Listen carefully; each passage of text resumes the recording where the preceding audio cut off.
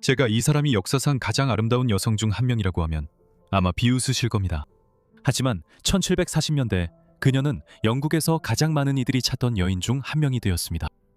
어린 나이에 고아가 된 펜니는 힘든 어린 시절을 보냈고 한동안 거리의 매춘부로 일해야 했습니다. 그녀는 어떻게 악명 높고 많은 이들의 욕망 대상이 되었을까요? 저와 함께 그녀의 이야기를 알아보시죠. 페니 머레이의 어린 시절에 대한 자세한 내용은 상당히 불분명하지만 대부분의 학자들은 그녀가 1729년에 영국 남서부의 바스라는 도시에서 태어났다고 믿고 있습니다. 그녀의 아버지는 로드먼 성의 음악가였으나 자세한 내용은 거의 알려지지 않았습니다. 머레이라는 이름은 일종의 예명으로 보이며 페니는 런던에서 고급 매춘부로 일하기 시작한 10대 후반에 이 이름을 사용하기 시작했습니다. 그녀의 가족은 꽤 넉넉한 형편이었을 가능성이 있습니다. 로드먼 씨의 직업과 유명한 멋쟁이 보네시와의 교류는 분명히 다소 중산층 배경을 시사합니다. 하지만 페니의 아버지는 그녀가 12살이던 1741년경에 사망했고 거의 알려진 바 없는 그녀의 어머니는 그보다 먼저 세상을 떠났기 때문에 페니는 그때 고아가 되었습니다. 이제 혼자가 되고 가난해진 페니는 생계를 위해 베스거리에서 꽃을 팔기 시작했습니다. 이 시기 동안 페니는 터무니없는 소문을 듣고 많은 부유한 노인들이 아름다운 여성들과 함께 있는 것을 목격했습니다. 페니 자신도 예쁜 소녀로 소문이 났고 곧 영국의 위대한 장군 중 한 명인 존 처치, 초대 말버러 공작의 손자인 34살의 바람둥이 존 스펜서의 눈에 띄게 되었습니다. 하지만 스펜서는 결코 그녀의 구원자가 아니었습니다.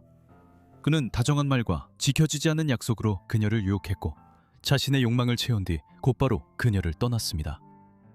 만약 그녀의 아버지의 오랜 지인인 보네시가 아니었다면 그녀는 쉽게 타락한 여인가 되었을지도 모릅니다.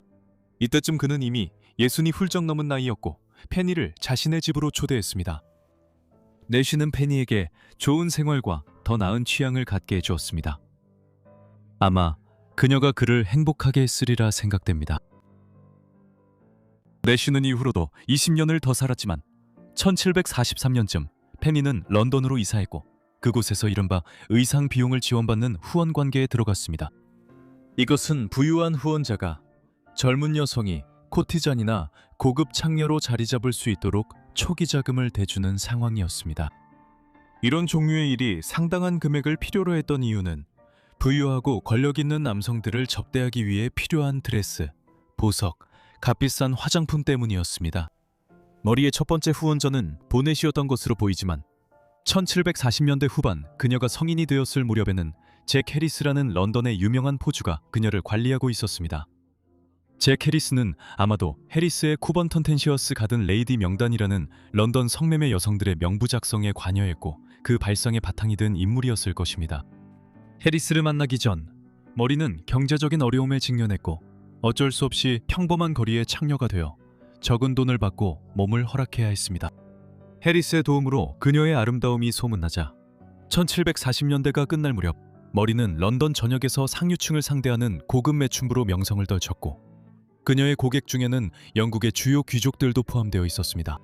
머리는 너무 많은 손님이 찾아와서 자신과 닮은 사람을 고용하고 두 번째 방을 빌려 2배의 신사들을 상대할 수 있었다고도 전해집니다. 이제 그녀는 단순히 많은 이들의 욕망의 대상일 뿐만 아니라 영국의 모든 사람이 그녀를 알 정도로 유명해졌습니다. 당시 한 일기에는 페니와는 친분을 쌓지 말라는 충고가 있었다고 기록되어 있습니다. 식사 때마다 페니를 위해 건배하지 않으면 범죄나 다름없었습니다. 곧 페니 열풍이 시작됐습니다. 그녀는 끊임없이 뉴스에 등장했고 패션 아이콘으로 떠오르며 그녀의 옷차림과 복장이 칭찬받았습니다. 그녀가 패션에 끼친 영향이 커서 도시 여성들은 그녀의 스타일이 조금만 변해도 바로 따라했습니다. 한편 남편들은 몰래 그녀의 미니어처 초상화를 구입해 회중시계에 넣어두고 그녀의 아름다움을 바라보곤 했습니다. 1750년대가 되자 그녀의 명성은 런던에서 출판된 여러 모판어와 브로드사이드 유인물에 등장할 정도로 대단했습니다. 이 중 하나는 부주의한 하녀라는 제목으로 성적인 문제에 대한 페니의 조언, 즉 완벽한 프랑스 숙녀가 되는 법을 제공한다고 했지만 실제로 이것이 그녀의 조언인지는 알 수 없습니다. 저자들이 판매 중대를 위해 그녀의 이름을 썼을 가능성이 높습니다. 페니가 하노버 왕조 시대 영국에서 가장 외설적인 출판물 중 하나에 영감을 준 인물 중 한 명이었을 가능성이 높아 보입니다. 이 출판물은 1748년 말과 1749년 초 두 부분으로 나뉘어 출간되었습니다. 주인공의 이름을 따서 더 잘 알려진 쾌락의 여인 회상록, 즉 페니 힐은 존 클리랜드가 쓴 작품입니다. 존 클리랜드는 사기꾼에 가까웠고 1748년 이 작품을 완성할 때 채무자 감옥에 있었습니다. 그는 인도 서부의 봄베이를 방문하면서 이 작품을 썼을 가능성이 높고 그곳에서 포르투갈 동인도 회사 설립을 포르투갈 왕실에 제안하려 했습니다. 이 소설은 한 여성이 자신의 삶을 회상하는 이야기로 그녀는 10대 초반의 고아가 되었고 곧이어 런던에서 매춘부로 일하기 시작합니다. 이러한 내용은 머리의 삶과 여러 중요한 부분에서 분명히 겹치는 점이 있습니다. 그 이후로 이 책은 18세기 기준으로도 극단적으로 여겨졌을 에로틱한 내용의 나열로 이어집니다. 예상할 수 있듯이 페니 힐은 곧바로 금지되었고 20세기 후반까지 금지 상태가 유지되었습니다. 하지만 18세기 후반 동안에는 불법적으로 유통되는 판본들이 있었습니다. 많은 이들이 머레이가 클리랜드에 영감을 준 인물로 추정해 머레이의 명성이 높아졌습니다. 1750년대 초 페니의 명성은 다시 한번 높아졌습니다. 그녀가 런던의 악명 높은 헬파이어 클럽과 데번 클럽에 참석했다는 소문이 퍼지기 시작했기 때문입니다. 헬파이어 클럽은 1718년에 워튼 공작에 의해 설립되었지만 가장 악명 높은 형태는 1749년 프랜시스 데시우드의 지도 아래에서 시작되었습니다. 상류층 방탕아들을 위한 비밀 결사였던 이 모임은 주로 과음과 그 당시의 사회적, 도덕적 규범에 도전하는 행동들로 이루어졌습니다. 남성 전용 모임이었지만 페니는 때때로 수녀 복장을 하고 나타나 외설적이고 술에 취한 흥청망청한 잔치에 참여하도록 고용된 것으로 보입니다.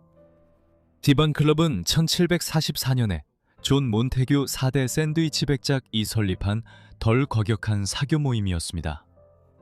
그는 이후 페니의 연인이 되기도 했습니다. 이 클럽은 오스만 제국에서 사용된 디반, 즉 소파에서 이름을 따왔으며 터키를 방문한 적이 있는 사람들만 가입할 수 있는 회원제 클럽이었습니다. 이 클럽은 헬파이어 클럽보다 덜 악명 높고 주로 만찬을 즐기는 사교 클럽이었습니다.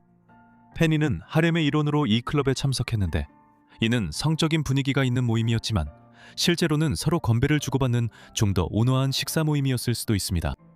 페니가 디반 클럽에서 어떤 역할을 했는지는 정확히 알려지지 않았지만 그 기간은 짧았습니다.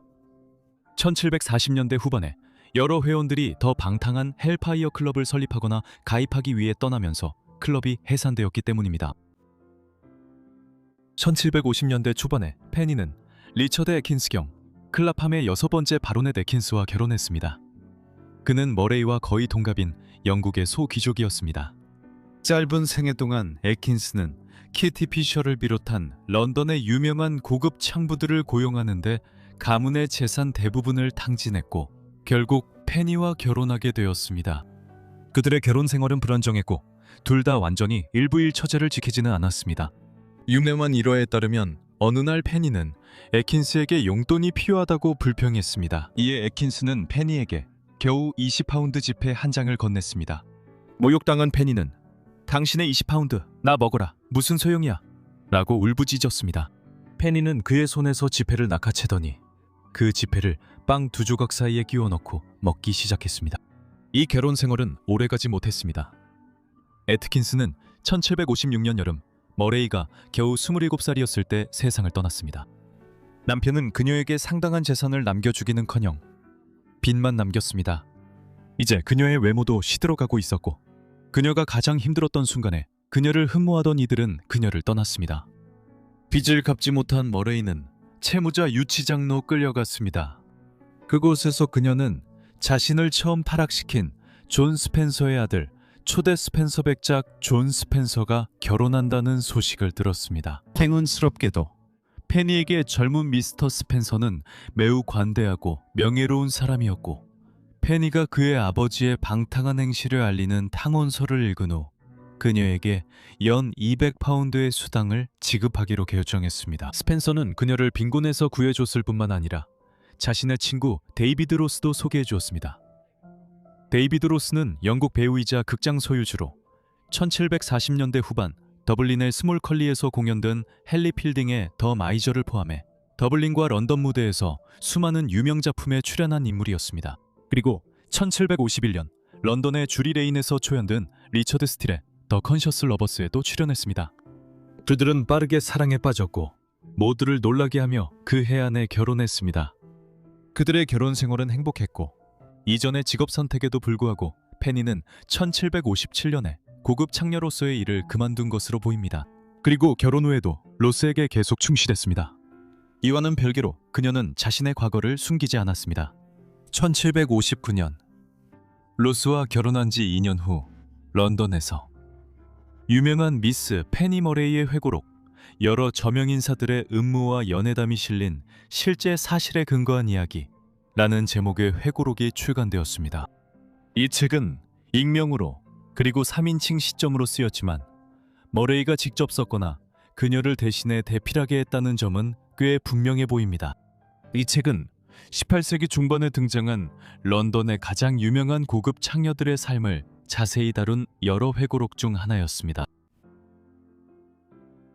1750년대에 은퇴했음에도 불구하고 페니는 1763년에 18세기 영국에서 가장 악명 높은 정치적, 문학적 스캔들 중 하나에 휘말리게 되었습니다.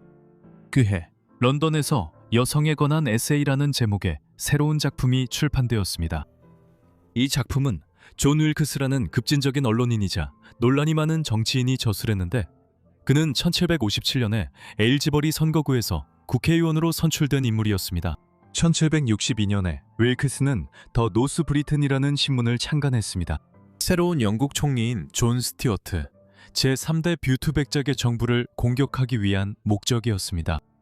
토머스 포터가 1759년에 사망하기 전에 동료 하원 의원이자 헬파이어 클럽의 회원인 토머스 포터와 함께 여성에 관한 에세이를 공동 집필했을 가능성이 있습니다.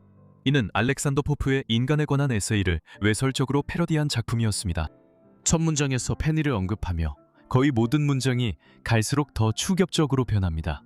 그 시는 외설적이고 신성모독적이라는 비난을 받았습니다. 그 이유는 주로 윌크스와 포터가 페니의 성생활을 묘사한 뒤 그녀를 성모 마리아와 비교했기 때문입니다. 종교가 여전히 영국 생활의 중심이었던 그 세기에 매우 대담한 행동이었습니다. 페니가 윌크스나 포터와 그 글에 어떤 식으로든 협력했다는 증거는 없지만 그녀가 은퇴한 이후에도 그 글은 곧 그녀에게도 알려졌고 이는 그녀를 불쾌하게 했으며 잠시나마 결혼 생활에 상당한 긴장을 불러일으켰습니다. 이 일은 다른 사람들에게도 큰 긴장감을 불러일으켰습니다. 1763년 말 그 글이 출판된 직후 페니의 옛 연인 중 한 명이었던 존 몬테규 4대 샌드위치 백작 이상원에서 여성에 관한 에세이를 낭독했습니다. 샌드위치 백작은 한참 전 헬파이어 클럽에서 있었던 사건으로 윌크스를 원망했습니다. 당시 윌크스가 만취해 강신술을 하다 샌드위치 백작에게 흉터를 남겼기 때문입니다. 샌드위치 백작은 그 시가 낭독될 때 윌크스를 외설과 신성모독 혐의로 비난했습니다. 상원은 이에 동의했고 윌크스는 1764년 1월에 명예훼손과 선동죄로 유죄 판결을 받았습니다. 하지만 윌크스는 이미 이런 공격을 예상하고 프랑스로 도피한 상태였습니다. 머레이에게는 어떤 혐의도 제기되지 않았습니다. 1763년에 윌크스의 추문이 담긴 시가 발표될 즈음 페니는 로스와 함께 조용한 삶을 살고 있었습니다. 그는 그녀에 대해 이렇게 말했습니다. 과거에 어떤 경솔함이 있었든 그녀는 아내로서 모범적인 신중함과 분별력을 가지고 행동했다.